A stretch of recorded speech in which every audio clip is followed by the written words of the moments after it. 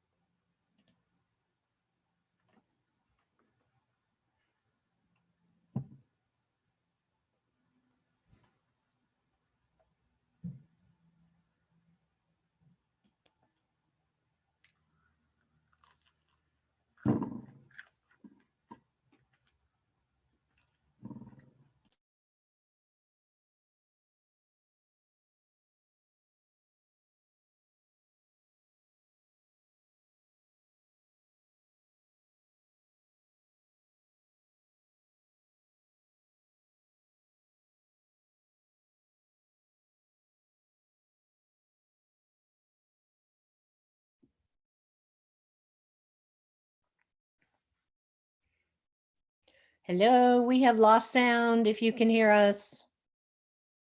We've lost your sound. We online can't hear you.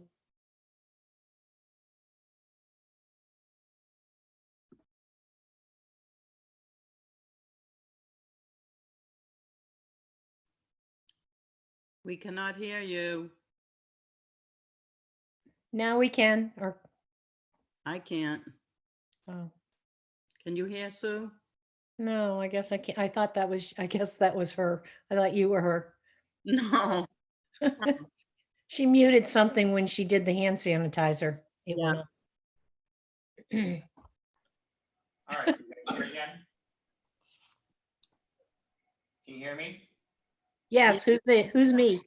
Blake, can you hear Blake? Yeah, we can hear you, Blake. Thank you. Okay, can you hear me?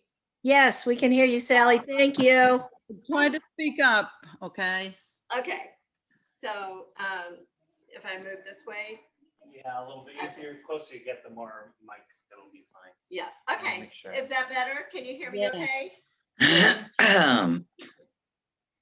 All right, so I was about to say I'm also a life coach. So last Friday, I had a really cool, I thought it was pretty cool, little mini virtual event online that was geared toward what's now, what's new, what's next for real estate. And we talked about financing issues, that we're seeing in the market now, insurance issues, which are huge in the market now.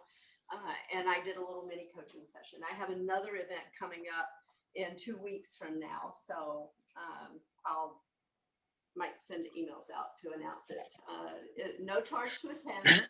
Speakers talking about, and it's mostly geared toward real estate. However, it could apply to anyone, small business owner, like marketing, content development, social media marketing, geared toward probably LinkedIn and real estate issues, and then business building. From somebody who's like top producer in the mortgage industry. So it should be interesting. So today we are talking about the contract addenda. And the first thing I want to mention is the addenda could affect your effective date of your contract, right? So you remember in the contract, it says that effective date is so it's the date that the last of the parties signs or initials, and part two, delivers it back to the other party. So 2 steps there. So imagine that they deliver the contract back, but they don't include all the addenda. Is your contract effective or not? It depends. So Murray and I had this issue coming up all the time, and I'm like, well, here's what I think. And so he actually submitted the issues to the Florida Realtors Hotline, and we got the answers in the Florida Realtor Magazine 2018. And the question is, a buyer submitted an offer using the as-is contract. The seller signed exactly what the buyer submitted and returned the fully executed contract on Monday. On Wednesday of the same week, the sellers noticed that they forgot to include a rider that the sellers wanted. So both parties signed the additional rider on Wednesday. What is the effective date? So the answer is, it depends on understanding the difference between an amendment and a counter offer, right? So in that case, the contract was effective on Monday because everybody signed and returned as defined by the contract. When you do a change afterwards, it's an amendment, right? It's not part of the counter offer. And then there's another question that says, would the different if the seller submitted the new rider to the buyer at the same time they returned the buyer's offer? Assume the buyer still signs and returns the new rider on Wednesday. In that case, it would be effective on Wednesday because that's when the buyer sent everything back to the seller. Does that make sense? So another determining factor is was it checked in paragraph 19 on the contract? Paragraph 19 on the contract lists out all of the addenda that you can do for the contract. And when you check it, it says the following additional terms are included and incorporated into the contract. So that's legal term of art, incorporated. That means now it's part of the contract. So when I check it, it's part of the contract. If I return the contract without that one that's checked, the contract is not complete until I get it. Okay, so then, if you go back to that example from the magazine, so Mhm. everybody signed on Monday. Yeah. Let's assume they didn't have that addendum, Right. it was not checked Yeah. on there, right? Then it's not part of the initial contract. Right, And so it would be effective on Monday because it was not checked. They did it afterwards. okay. And I know these are fine little distinctions, but it makes a difference when you're effective, right? Because that's when we start counting all of our time periods under the contract. And so the point is, always make sure you check all of the addenda in paragraph 19 that you want to be included in your contract. And make sure you include them with the contract package and keep them all together so that nothing gets left out. So that you don't have that straggler and it's like, oh my gosh, 2 days later, now we have the effective date, right? The answer is different. If you don't check it on paragraph 19, even though it's out there, it's not going to change the effective date. And certainly, if it's done after the contract has been signed and delivered, Can I ask a the date question? stays the same. It doesn't change it because at that point, it's an amendment to the contract. We've actually changed it. So that's the first point. Make sure you check everything in paragraph 19. The next point is if you look at, and I apologize, are you able to look at it? Yeah, I Laptop. downloaded it, so Okay. I could view it. Well, I'm Okay. printing them up right now, so. Oh, okay, thank you. The next point is if you look down in the bottom left-hand corner, you'll see a little footer and it's CR-5. You always want to make sure you use CR-5 addenda with the as-is and the standard contract. The addenda are designed with that contract, that type of contract. So many times, in fact, I just talked to someone this week about it. There's another contract that's called the Crsp, Contract for Residential Sale and Purchase, Crsp, call it the Crsp contract. And it has its own set of addenda. And the terms of the contracts are very different. And the paragraphs are different. So you'll see that sometimes the addenda refer to contracts, paragraphs in the contract. So if you use the wrong form of addendum, those paragraph references are not going to work, right? There was a question from realtors about what happens if I use the wrong form of addendum? Do I still have an effective contract? And the answer is maybe. It doesn't necessarily mean that your contract is unenforceable when you mix and match addenda. My argument is always, but there's a chance, right? It could be, because what happens is it creates ambiguity in the understanding of the parties. And anytime you have ambiguity in the contract, there's always the possibility that somebody could come in and say, we didn't even have a contract.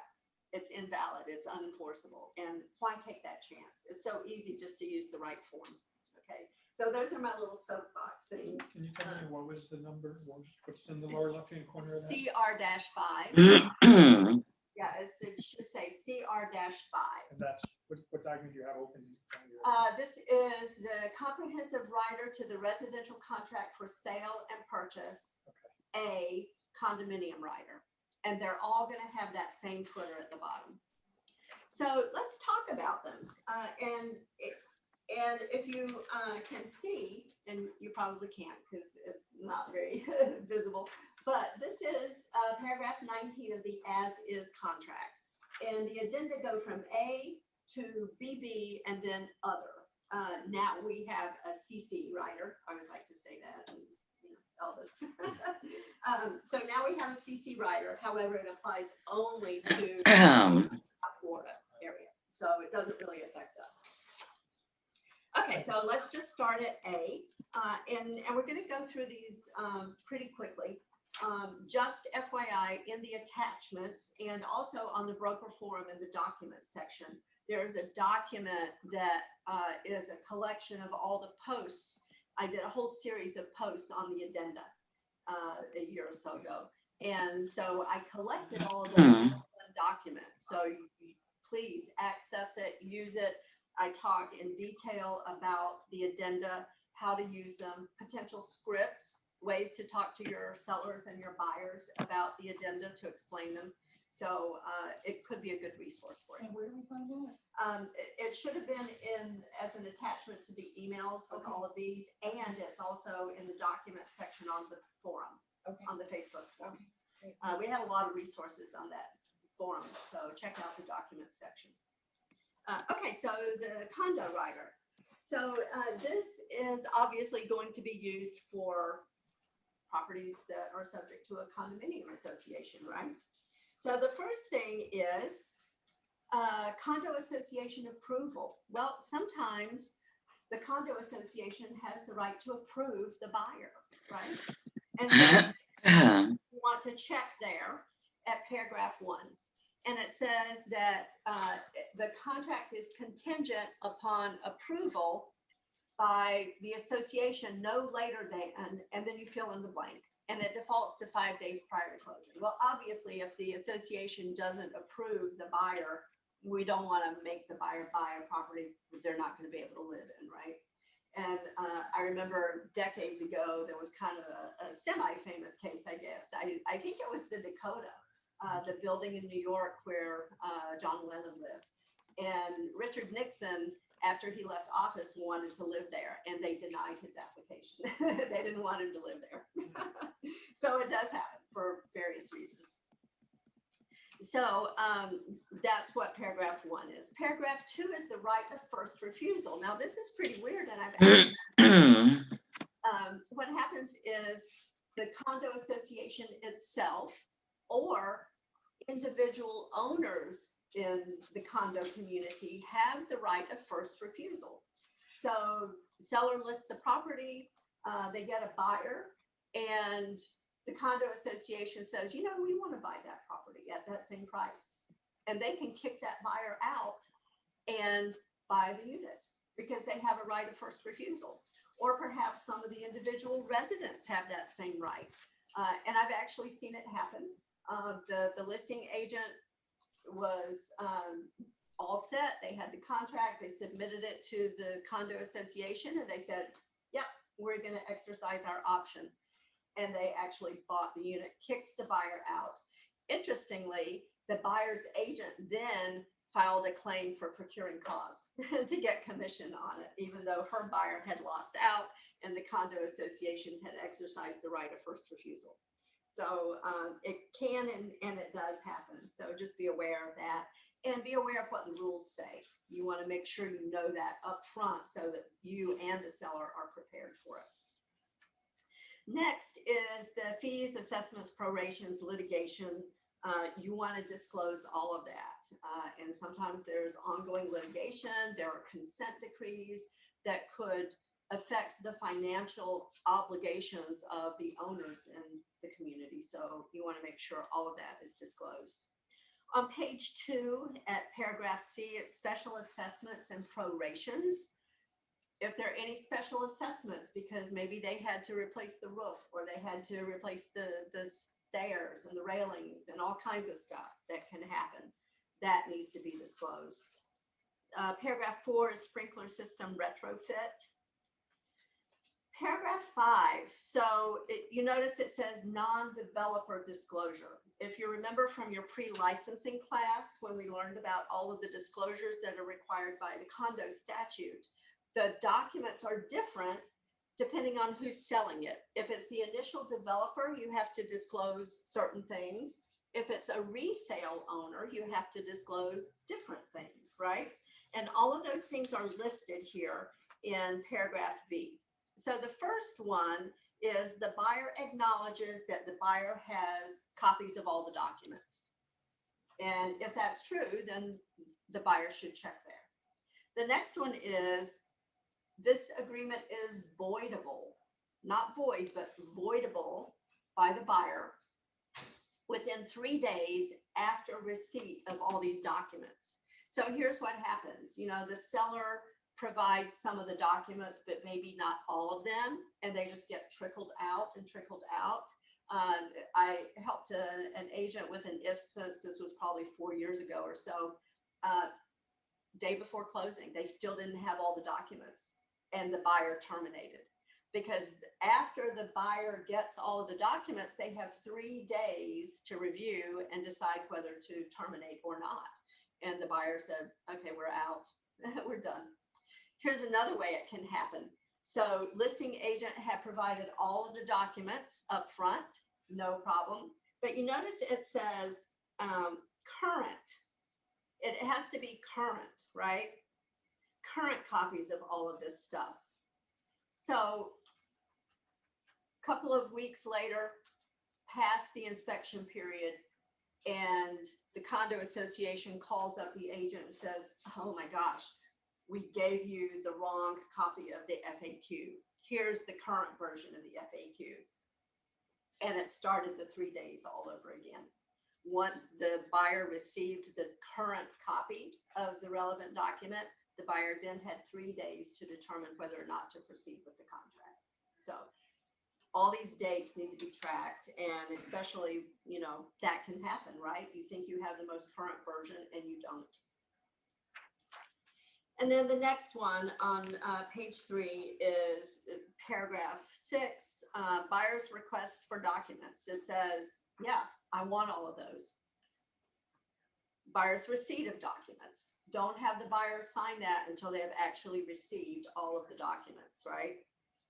And then column and elements and parking, if there's an assigned parking spot that goes with the unit, all of those kinds of things. Inspections and repairs, governance form, that's a statutory form that needs to be provided.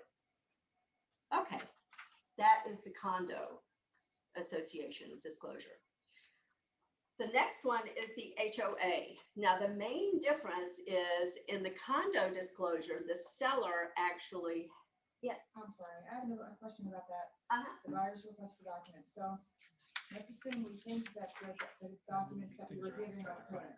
We have the buyer sign. Yeah. But later on, we come to know that, uh-oh, they were not the current documents. Yeah. What if we don't find out and the whole deal goes through, and then we find out later, after it's all said and done, that they weren't the current documents and the buyer is unhappy? Mhm. Then what? So that's an interesting situation, and here's the script for anything that happens post closing. Buyer, seller, whoever it is, I'm sorry this has happened, and I'm not able to help you, because at this point, if I help you, I could be practicing law without a license, and anything I do could jeopardize your legal rights regarding this matter. And so I'm happy to ask the other agent if it's okay if I convey your information to them, and perhaps they can share their information with you. And that's it. That's all you can do post closing. And to get back to that specific issue, depending on the circumstances for the reason why it wasn't the most current version, it could be a cause of action against the association, against the seller, against the agents, you know, all kinds of possibilities depending on the nature of it. And that's why they need to talk to a lawyer. Yeah, because at that point, the real estate license and your authority to act ends when the transaction ends. And so at that point, you would exceed the scope of your license and perhaps get into territory where you don't need to be. Because unlicensed practice of law is a third-degree felony. $10,000 up to 10 years in prison. So nobody wants that, right? And I'm a lawyer, and I'm always very careful about what you need to talk to your own lawyer. So, okay, so here's the difference between condo and HOA. Condo statute says the seller must provide all of those documents, and the statute outlines what they are. It's very clear. There are no questions. The HOA, all that is required is this summary, this part A, disclosure summary. That's all the statute says. The seller must disclose that it's a mandatory HOA community. That if you live in that community, you are required to be a member of the association. I have another question. What if it's a voluntary association? Okay, so technically you would not need to provide this disclosure. And there are a lot of older communities that have kind of aged out of, because they didn't properly renew. And so a lot of them are voluntary. So technically you don't have to provide this. This is only for mandatory. However, a lot of people do anyway, and they just put a note that it's voluntary. Yeah. So that's all you have to do. You just have to provide this, nothing else. It's up to the buyer to get the documents. So it's all on the buyer, not the seller. And sellers agents, listing agents, get themselves into trouble, and buyers agents too, by wanting to be full service, right? And I get it. We all want to be very helpful, but here's what happens. What if it's not the most current version? And that actually has happened to an agent, and she ended up paying the mortgage for the buyer because she billed herself as, I'm the agent of choice for this community. And buyer, I'm going to give you the HOA documents. And so buyer's sitting in the driveway after closing, and here comes, the president of the HOA with the bundt cake. And welcome to the neighborhood. And he was like, oh, you won't be seeing me very much because I'm going to rent it. And she said, no, you're not, because we just changed the documents, and now we have a residency requirement before you're eligible to rent. And that was not in the documents that the agent provided. So the agent then had the privilege of paying the mortgage until, either the expiration of that waiting period, or she could sell the property for him, because he didn't want it to live in. He wanted it to rent. So be very careful about exceeding the scope of what you're required to do, because when you do, you get into more liability, potentially more liability. So on here, you're just going to, the seller is just going to disclose the fees that are due under the association. And then on page 2, we're going to talk about if the association has the right to approve. And some of them do, this is very similar to the condo situation. And then we're going to disclose any other fees that may be due. And then you're going to give the contact information for the management company. So that one's pretty easy. And So, okay. Now normally, the buyer is sending the offer and for the seller to sign. Yeah. It's at that time. When does the seller? So these, ideally, and it doesn't always happen, but ideally, these should already be pre-prepared by the seller and available as part of the attachments in the MLS, so that you as the buyer's agent can access them, disclose to the buyer upfront, and then you move on from there. So, because, it's the seller's disclosure to the Right. buyer. But if the buyer's agent just sends you the contract Without this, without any of that. yeah, so you should, as the listing agent, you should include these. So if it should be. So if you got the offer, you would then add those to it. Yeah. Send it to your seller to Yes. sign and send it back to the buyer to sign. Exactly, yeah. So that would be part of your counter offer to them if they didn't include it for some reason. Yes. So I am missing addendum C from my stack. It's seller financing. So you'll notice that the first page is all disclosure about Dodd-Frank. And what that boils down to is if the seller is a frequent flyer with seller financing, then they may qualify as a lender under RESPA and CFPB guidelines, which means they have to comply with TILA RESPA TRID disclosures, just like any other lender. And there are also disclosures in there that say, talk to your lawyers, talk to somebody else. You, unless you're a mortgage loan originator licensed, you should not be negotiating any of those terms. So page 2 of Addendum C lets you fill in the blanks about the terms of the financing. Don't suggest anything, just say, what is it? And then you can fill in the blanks, okay? Don't start negotiating terms. Don't suggest, well, this sounds good, or, you know, I heard the rates or whatever. No, just whatever they tell you, you're just the scribe, right? Fill in the blanks. And if the seller is considering that, they need to go talk to the lawyers to get the note and the mortgage drawn up. So that's Addendum C. Addendum D is assumption of existing mortgages. We don't see that very often because, you know, with the interest rates, why would you assume? If the mortgage is older, it's probably going to have a higher interest rate than you can get now. Nevertheless, it's on here.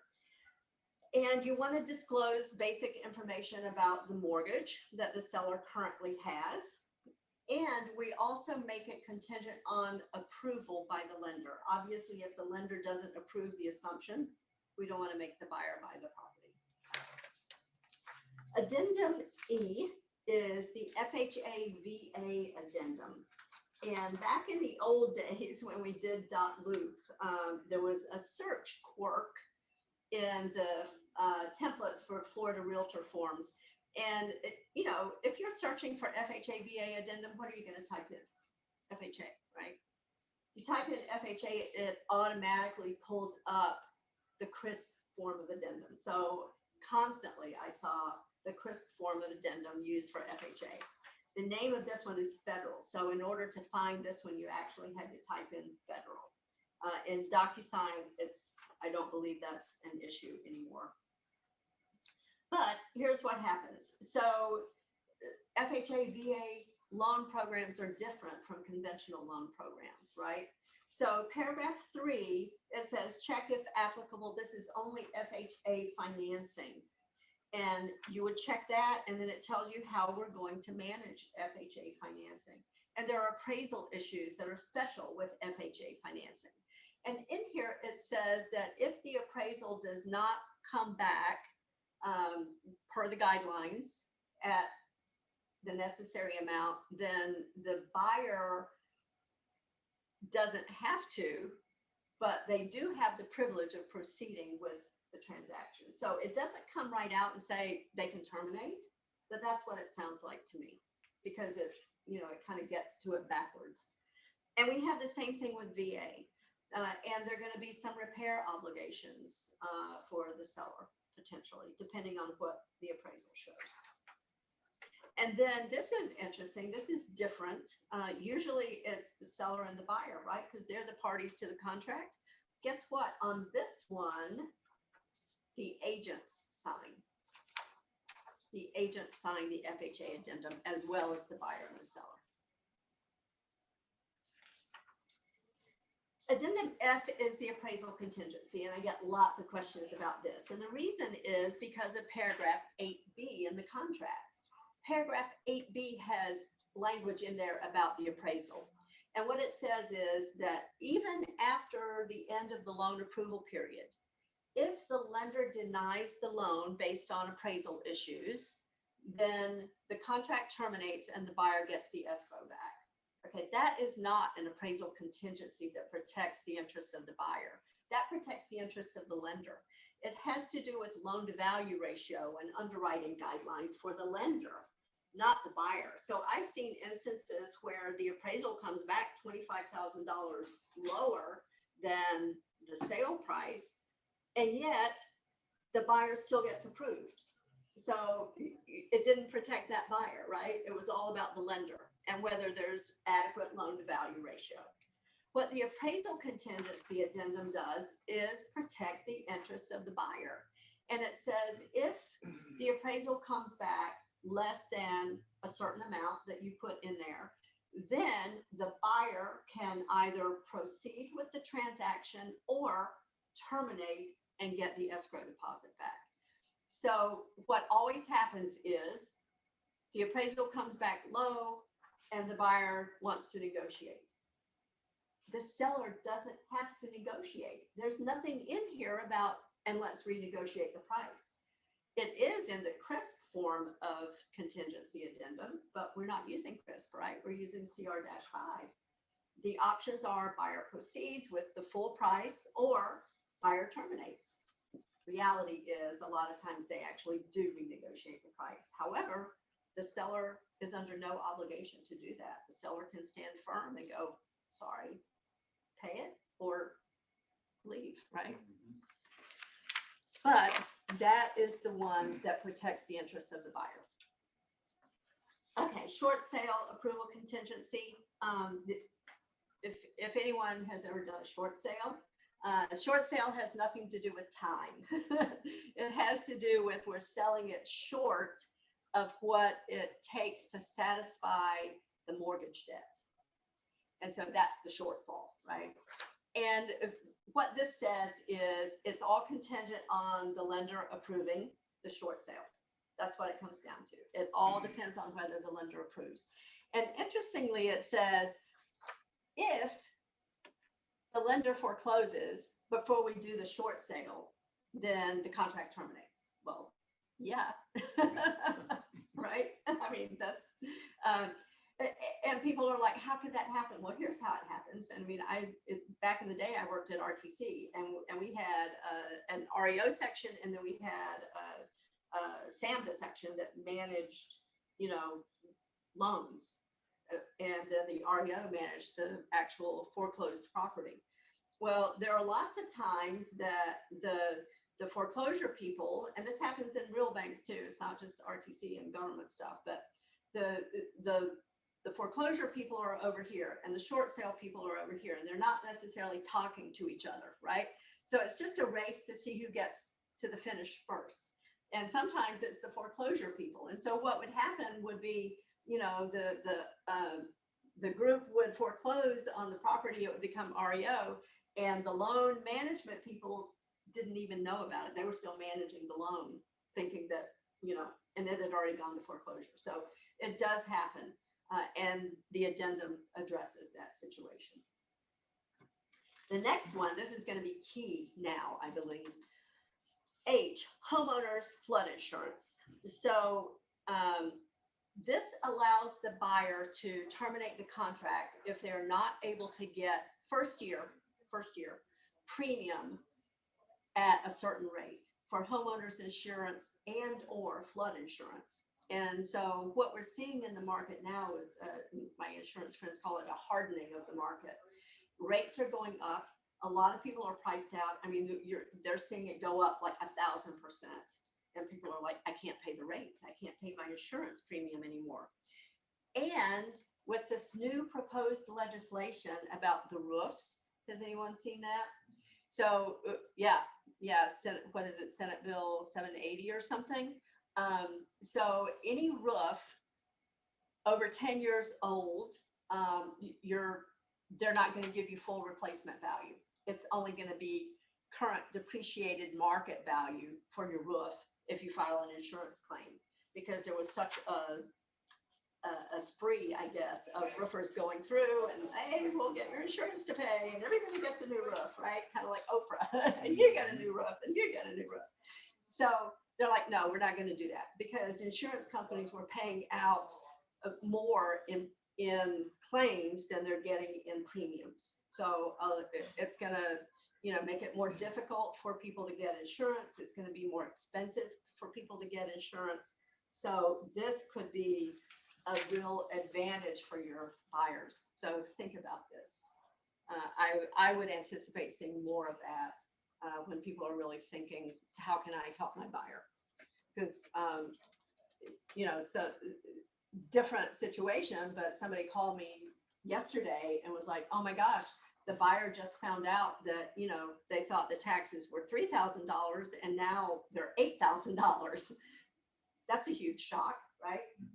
So it could be something similar with insurance. So just something to think about. Guess what? There is no I. We're going to skip I.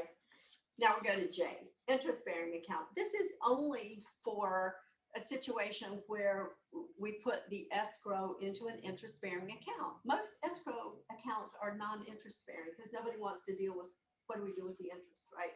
Because if you remember from pre-licensing, we have to disclose, we have to get everybody's consent about who gets the interest, all of that kind of stuff.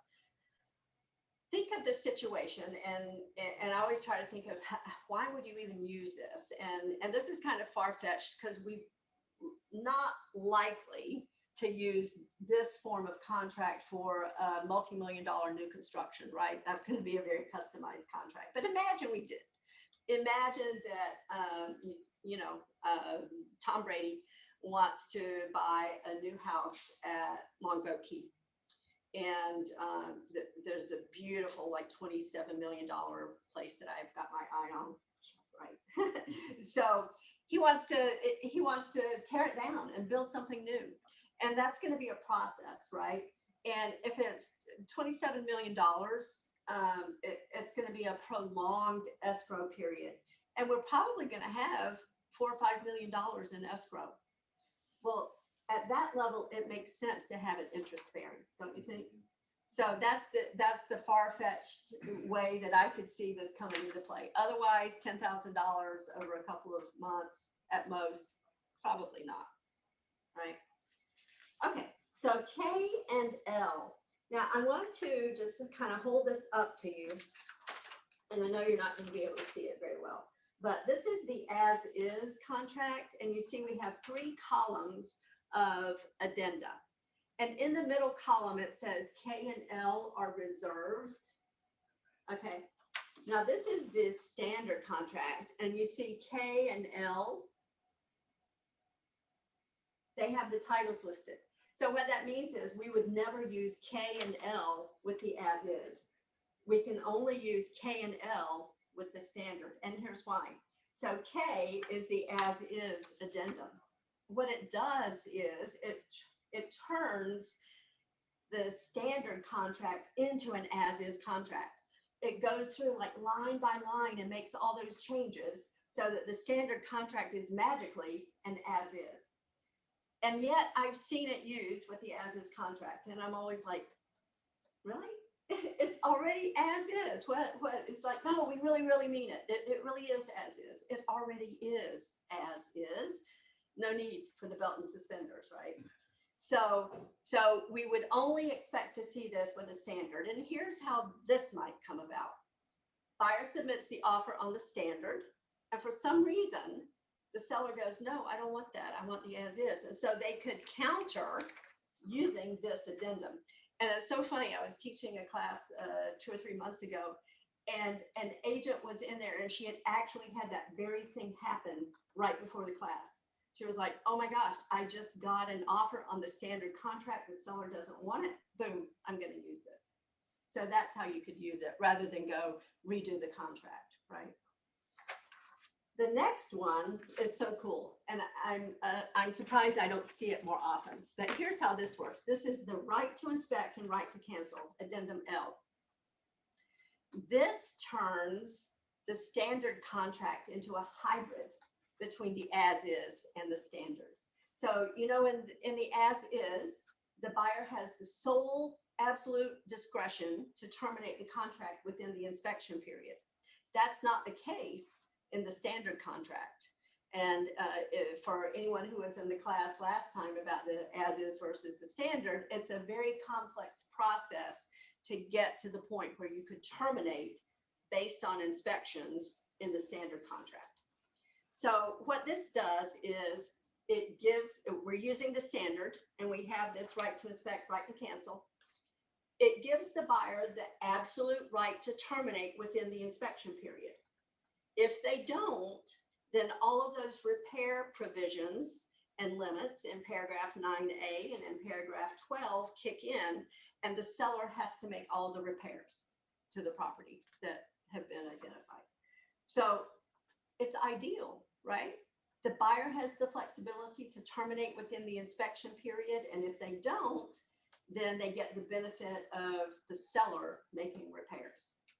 So I think it's a good. especially now, I'm hearing a lot of agents say the seller is requiring the standard contract. Okay, use this, see what they do. A lot of agents don't understand it, so, you know. N is defective drywall. So, you know, 15-ish more years ago, there was a drywall shortage. We're seeing a shortage of construction materials now, hard to get, long time to get them. Prices are going up. So there was a shortage.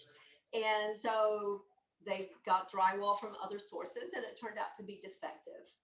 So during that time period, it created chaos, right? It was nasty smelling, it was toxic, it was corrosive, it caused a lot of damage. And it was very costly to rip all that stuff out and fix it. So this is what this is all about. You know, if the property was constructed during those years, and there's some debate on what those years are, but I would say a range of about 2003-ish up to about 2008-ish, use this. Not required, but a lot of people do. And I know some people who use it on all contracts. Doesn't matter, because their thinking is, well, even though it was older than that, could have been repaired during that period, could have been renovated, you know, even though it's newer than that, maybe somebody got hold of some old drywall someplace. You know, they went to the salvage yard and they got it. So it's available if anyone wants to use it.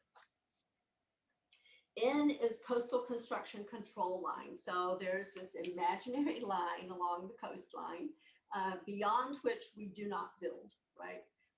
It has to do with conservation and the high cost of if it's damaged and flood insurance and all that stuff.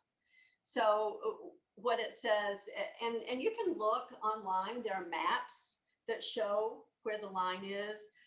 Honestly, the only accurate way to know is to get a survey. Because when you have an as-built survey, you know for sure whether that pool area, the lanai, the whatever, encroaches over that line.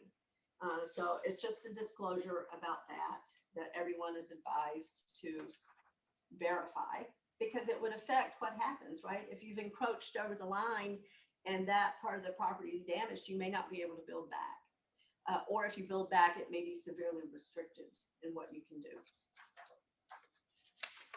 O is only for new construction, and it has to do with the insulation disclosure, you know, about the ratings for the insurance and the energy efficiency and all that.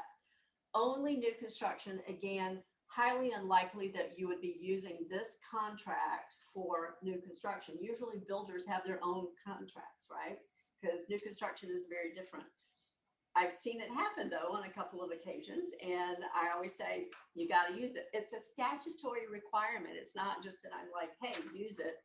The statute says the builder has to disclose this. A resale owner doesn't have to, but the builder does. And P, lead-based paint. This is my favorite. Don't tell the others, because I know, you know, we're not supposed to have favorites. But so I used to do environmental law, and I was always just, you know, interested in it. And I thought it was fun. And so this has to do with environmental issues, lead contamination, lead-based paint. It applies to pre-78 properties because they put lead in the paint before that, right? Made it last longer. It kept it from getting moldy and mildewy and all kinds of reasons that they put lead in the paint. And it can be very harmful for children and older people. It causes neurological problems. It causes learning disability, all kinds of stuff, right? And the problem is when it's flaking and peeling, and you know the kids are coming along and they're clawing and they get the dust, and you know everything goes in the mouths. And so, like my son and his wife live in a house I think it was built in the 50s or something, and so they have to get the kids tested periodically for lead contamination, I suppose. So interestingly, there are potentially 13 violations on this one little page. Can you believe that? 13 violations. EPA governs it because lead is an environmental hazard. HUD governs it because it's a housing issue. Each of them has authority to impose fines up to $16,000 for each violation. So that's 16 times 2, 32, right? If they both come at you, times 13, which is a lot more than most commissions.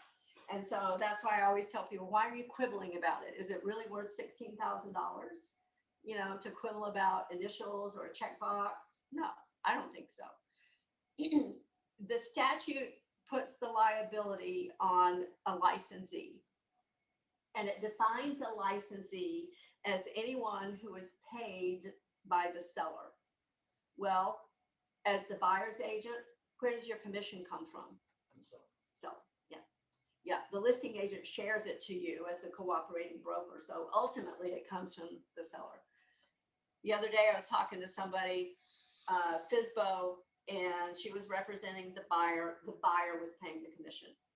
Okay, so probably she's not responsible for this, right? Because she's getting paid by the buyer. But in a regular transaction, you as the buyer's agent are responsible for it, just like the listing agent is.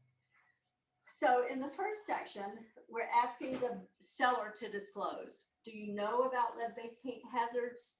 And if you do, give us everything you know.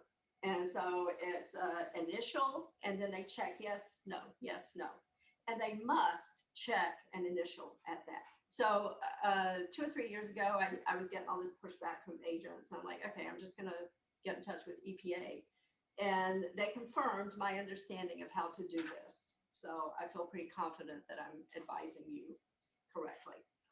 In the next section, it's buyer's acknowledgement. So the only wiggle room is at C, where it says, buyer has received copies of all information listed above. If they didn't get anything, they don't need to initial there. That's okay.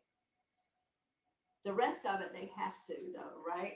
At D, it says buyer has received the pamphlet. That is a statutory requirement. They must receive that pamphlet. Somebody was asking me the other day, well, the listing agent didn't do it.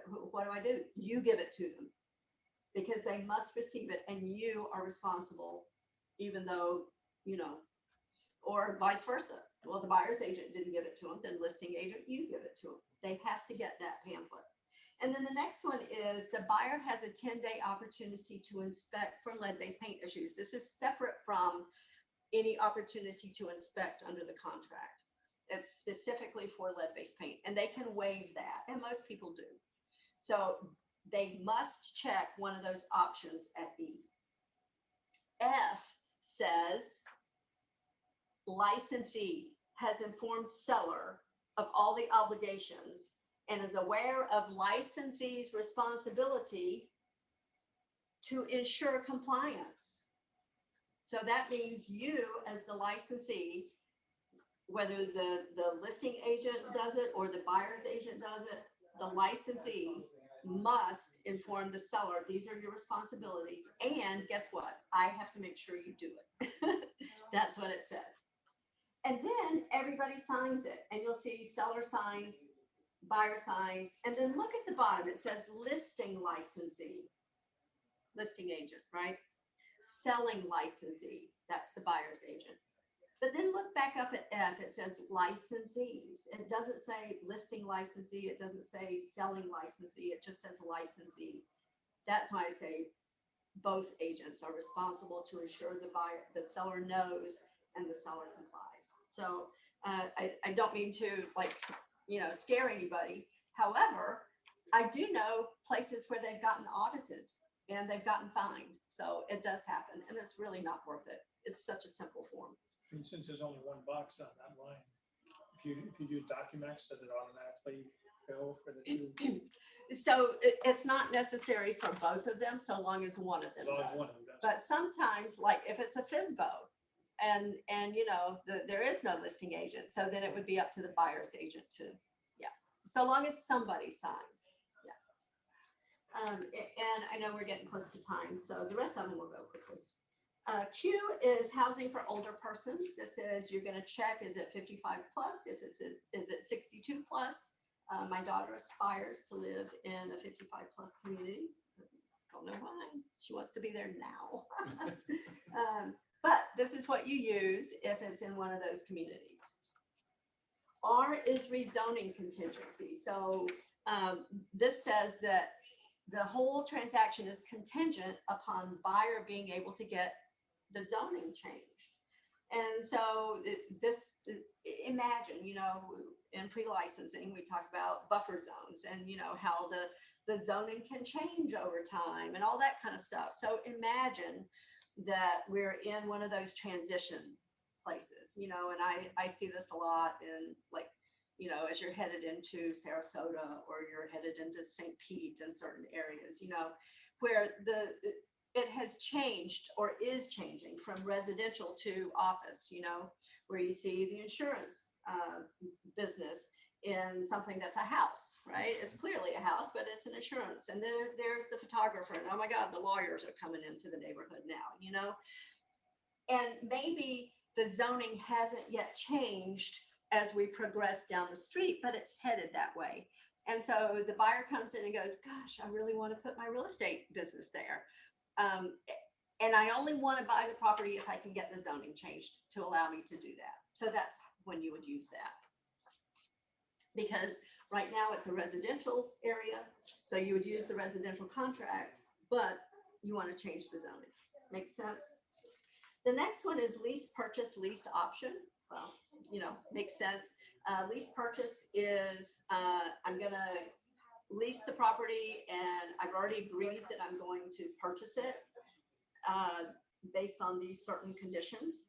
The lease option is I'm going to lease it and maybe I'll buy it.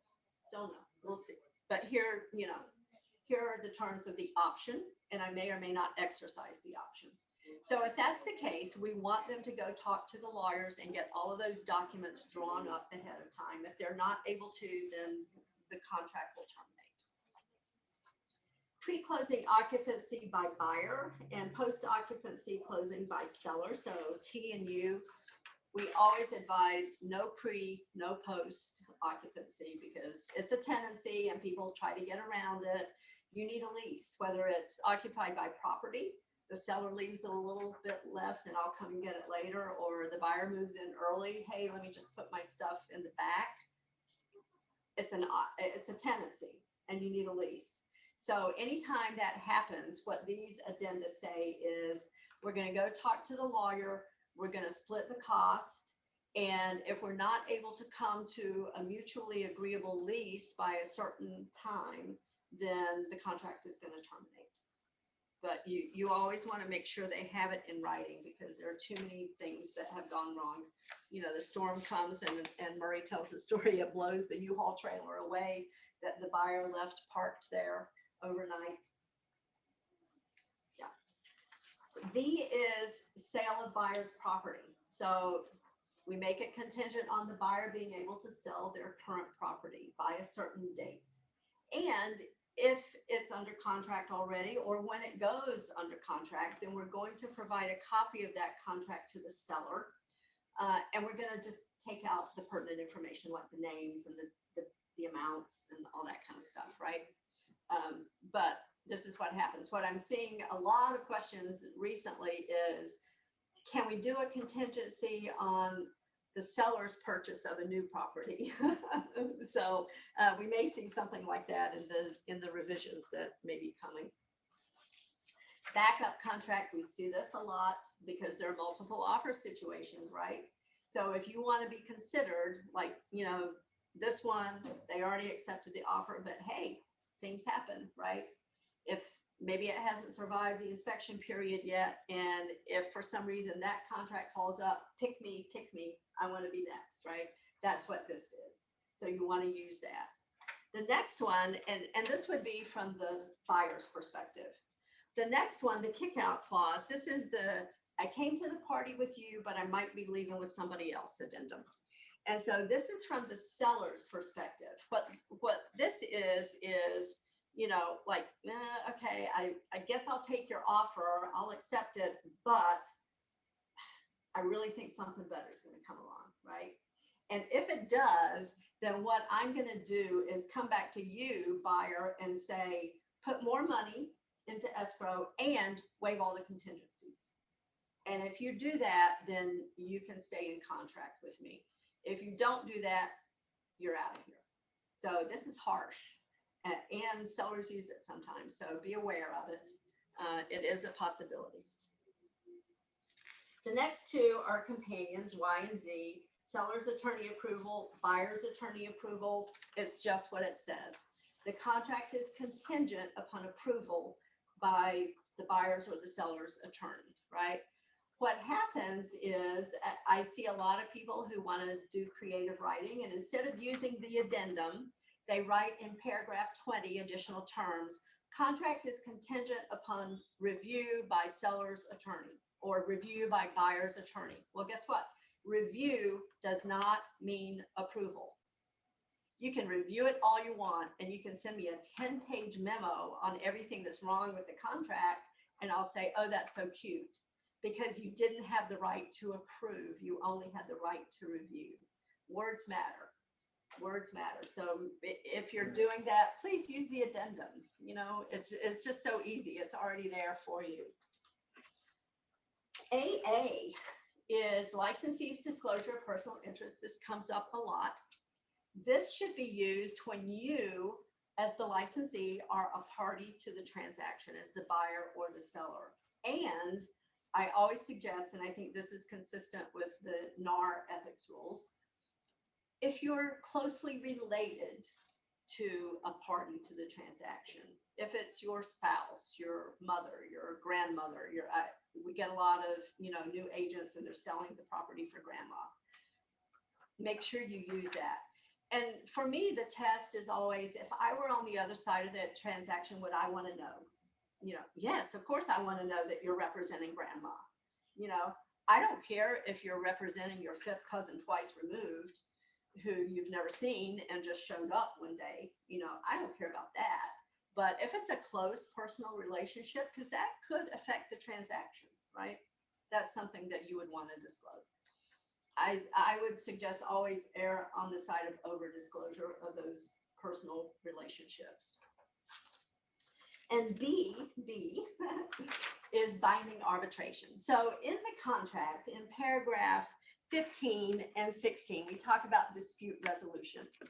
And 15 is buyer's default, seller's default. 16 is dispute resolution. And what it says is we want to mediate. We want to try to be nice and try to resolve it mutually between ourselves.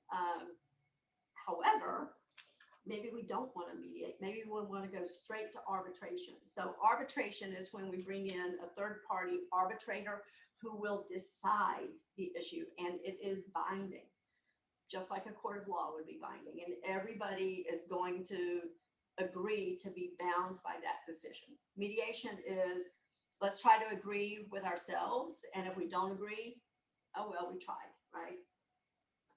Arbitration is whatever the arbitrator decides, boom, we're stuck with it. So that's what this is. I rarely see it used. I've seen it used a couple times, and that's because the parties who requested it were lawyers, and they wanted arbitration rather than mediation. But it is there if anyone wants it. And as I said, CC Writer is available, but it only applies to South Florida, like Miami, Dade, Broward, that area. So we did it. How about that?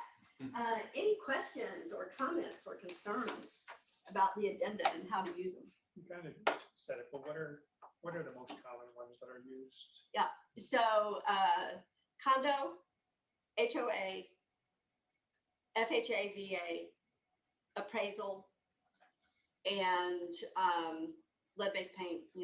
But that's property specific, not necessarily something about the transaction. And I would say sale of buyer's property. Those would be the top ones that we see pretty regularly. Thank you. Yeah. And the others, I mean, there are specific cases when you would really want to use them, especially that homeowners insurance one, because the rates are going up. And that could impact people, They know what they can afford mortgage-wise, and qualify for, but once you start adding taxes and insurance into that mortgage payment, it could go up a lot more than people anticipate. All right, anything else? No, thank you. Awesome. Well, thank you so much. Let me know if you have any questions. You can call me, text me, email me anytime, and I'm happy to help you. Thanks, Jen. Awesome. Thank you. Sally. Thank you. And I can leave some of these, so when Yeah, people come yeah, in and, like those, you know, yeah. yeah. Thank you. I won't leave all these cards.